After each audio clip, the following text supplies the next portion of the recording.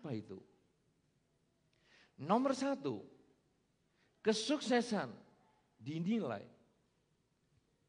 ketika seseorang mempunyai pola pikir berani bangkit ketika mengalami kegagalan.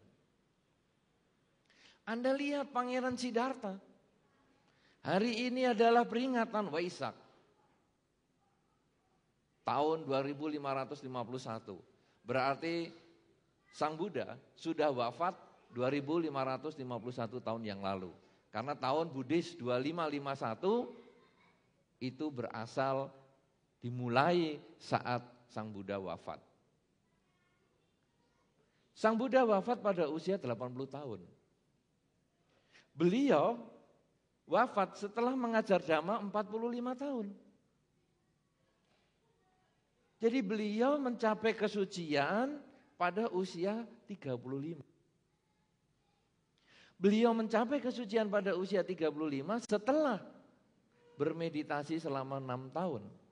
Karena beliau meninggalkan istana pada usia 29 tahun. Dan beliau lahir di saat Waisak. Jadi Waisak memperingati kelahiran Pangeran Siddhartha. Pangeran Siddhartha mencapai kesucian di usia 35 tahun. Dan Pangeran Siddhartha yang telah mencapai kesucian yang bernama Buddha Gautama ini kemudian wafat di usia 80 tahun. 3 peristiwa penting ini yang diperingati pada saat Waisak. Sekarang Sang Buddha mencapai kesucian pada usia 35 tahun. Ini setelah 6 tahun lamanya berjuang. Bermeditasi setiap hari tanpa kenal putus asa. Meditasi gagal, perbaiki. Meditasi tidak ada hasilnya, perbaiki. Kurang berhasil, perbaiki. Tidak menyerah pada kegagalan. Dan akhirnya setelah 6 tahun bermeditasi, beliau sukses mencapai tujuan menjadi seorang Buddha.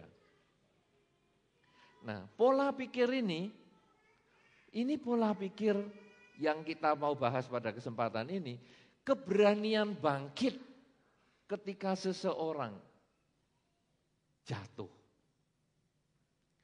Ada anak kecil, cukup banyak anak kecil. Dimulai anak kecil belajar berjalan. Jalan pelan jatuh. Dia belajar berdiri lagi. Jalan lagi pelan jatuh. Berdiri lagi. Jalan pelan jatuh, berdiri lagi. Akhirnya anak kecil ini bisa berdiri, bisa berjalan, bisa berlari. Dan menjadi Anda seperti hari ini. Anda pun dimulai dengan tidak bisa berjalan. Tetapi Anda karena mau berjuang ketika masih kecil, mau bangkit, mau berdiri, mau berjalan. Akhirnya Anda berhasil. Anda sesungguhnya termasuk sukses. Berhasil menggunakan kemampuan Anda untuk berjalan. Anak kecil yang sekarang ada di sini dan sudah bisa berjalan, dia sudah termasuk sukses. Karena dia berani bangkit ketika terjatuh. Pangeran Siddhartha berani bangkit ketika jatuh. Bangkit lagi, bangkit lagi, bangkit lagi. Kejatuhan yang kemarin bukan menjadi hal yang menakutkan, tetapi menjadi pelajaran untuk perbaikan perilaku di masa sekarang. Sama dengan anak kecil, ketika jatuh, belajar untuk bangkit. Jatuh, belajar untuk bangkit. Dan akhirnya dia bisa berjalan. Pola pikir manusia sukses yang utama adalah seperti itu. Anda semua tentu pernah ada kegagalan. Kegagalan dalam sekolah, kegagalan dalam masyarakat, kegagalan dalam pergaulan, kegagalan dalam pekerjaan, kegagalan dalam rumah tangga, kegagalan apa saja yang telah Anda miliki. Jangan menyurutkan langkah kita. Jadikan kegagalan itu sebagai pelajaran untuk maju, untuk maju, untuk maju. Jadi pola pikir Manusia sukses nomor satu adalah berani bangkit ketika menghadapi kegagalan. Apa yang membuat sekarang manusia itu bisa bangkit? Di dalam Dharma ada beberapa hal. Nomor satu, orang mau punya pola pikir berani bangkit ketika gagal, dia harus mempunyai pergaulan yang baik. Kalau pergaulannya dapat orang yang jelek-jelek, yang kalau gagal kemudian isinya merusak,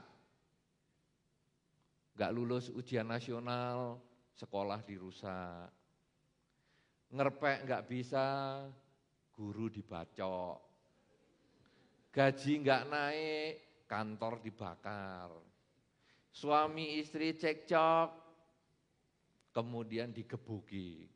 Kalau kumpul sama orang-orang yang seperti ini, akhirnya kegagalan kita menjadi sangat parah dan membuat kita tidak punya semangat, yang ada hanya merusak.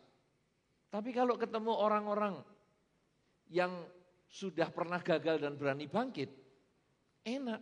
Begitu kita gagal, dia akan mengatakan, jangan sedih, saya dulu juga pernah ngalami seperti itu. Tapi kita mau berjuang, kita mau bersemangat, bisa. Nah, kumpul dengan orang yang sesuai, itu sesungguhnya adalah menentukan pola pikir kita. Di dalam Dhamma disampaikan, kalau sekarang kertas untuk membungkus kayu cendana, kertasnya akan bau kayu cendana. Kemana kita bergaul? Pengaruhnya besar sekali. Kalau sudah bergaul, nomor 2, mendengarkan apa yang disampaikan oleh orang tersebut. Jangan malah kita ngomong sendiri. Secara alamiah, kita ini punya kuping 2, mulut 1. Artinya lebih banyak mendengar daripada ngomong. Jadi ketika kita bertemu dengan orang, coba dengarkan baik-baik. Apa yang dia sampaikan, apa yang dia nasihatkan supaya kita bisa ikuti. Kalau kita sudah bisa berkumpul dan mendengar, yang ketiga, mikir. Omongannya ini masuk akal enggak ya? Kira-kira bisa kita pakai enggak ya? Nah, kalau sudah bisa mikir, kemudian yang keempat, jalani. Apa yang tadi kita sudah putuskan, apa yang kita sudah renungkan, apa yang sudah kita dengarkan, sekarang kita jalani. Dengan meniru orang-orang yang telah pernah sukses. Oleh karena itu saudara-saudara, seminar-seminar tentang kesuksesan tidak pernah berkurang pengunjungnya. Kenapa? Karena kita ingin mendengar apa sih triknya dia, kiat dia untuk sukses itu apa. Yang kita bisa dengar, yang kita bisa renungkan, yang kita bisa lakukan di dalam kehidupan.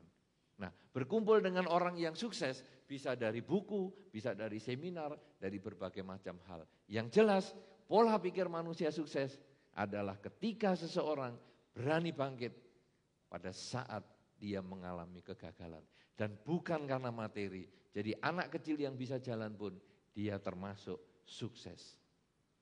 Begitu?